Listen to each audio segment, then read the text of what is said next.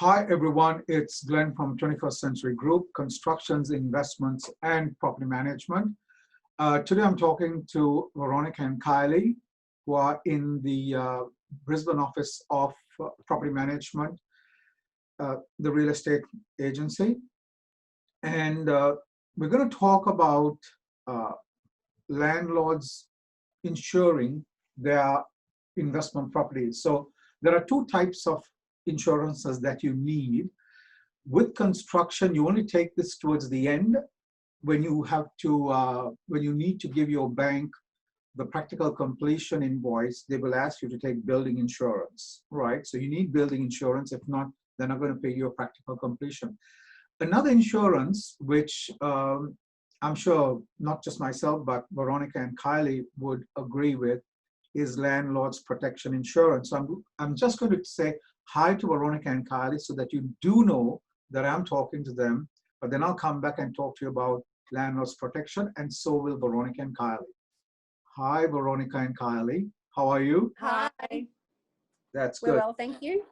Fantastic. How are you feeling?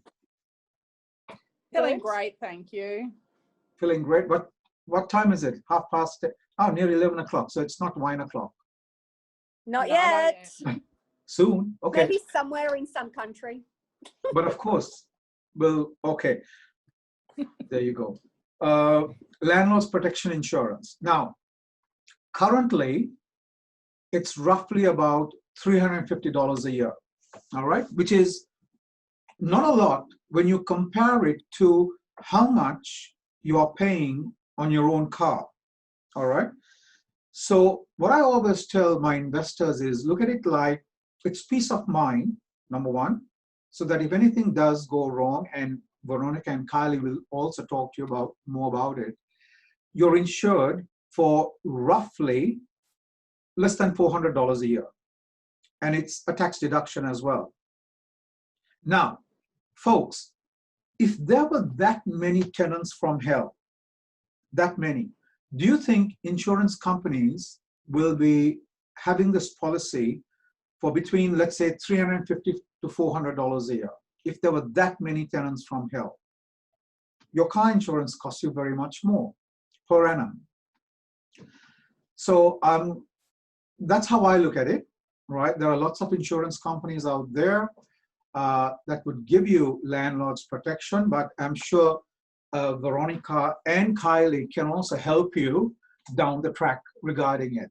Veronica, Kylie, ladies, what are your thoughts on it?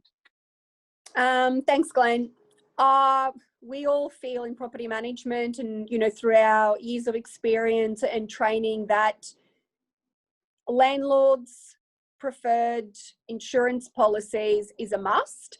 No investment is a risk-free investment. We can have as many procedures and protocols in the office, and our application process is extremely stringent.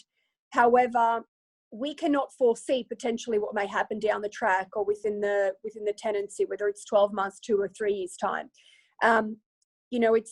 It's got to be in the back of our minds that people's circumstances change, whether there's a death in the tenancy, or someone has fallen terminally ill, or there's a loss of job. So these are all the different, thinking outside the box events that may happen.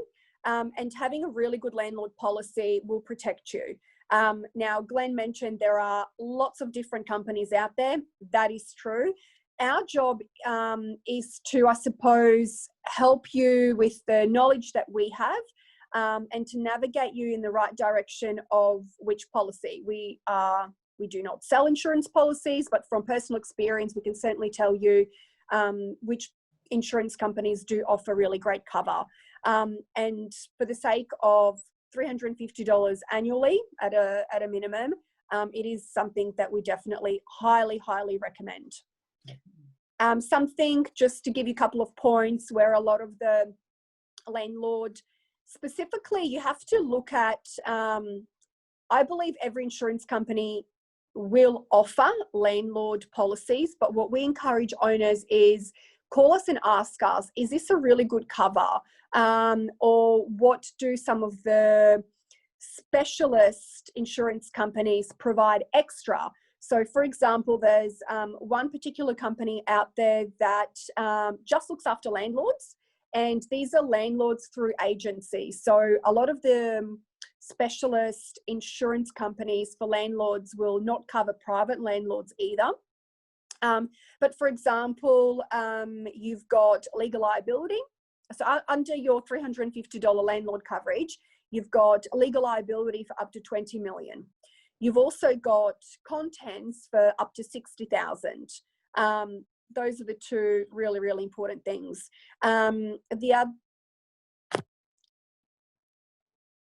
Sorry, I'm back. Just lost you there for a second, Glenn. Another really important aspect of landlord policies is rental default. You know, again, I mentioned the death of a tenant, so you're covered for that. If a tenant, for example, has absconded.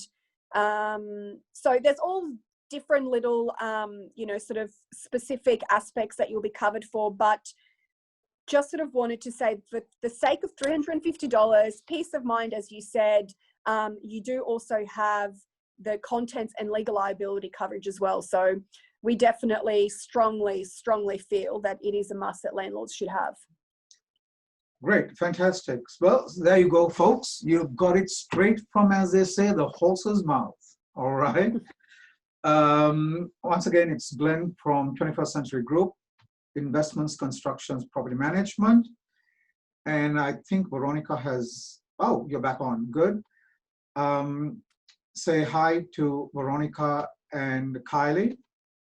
Again, hi. Hi, everyone. Hi. And, I'll be asking them a few more questions, and we'll be going accordingly with that. All right. See you later. Bye.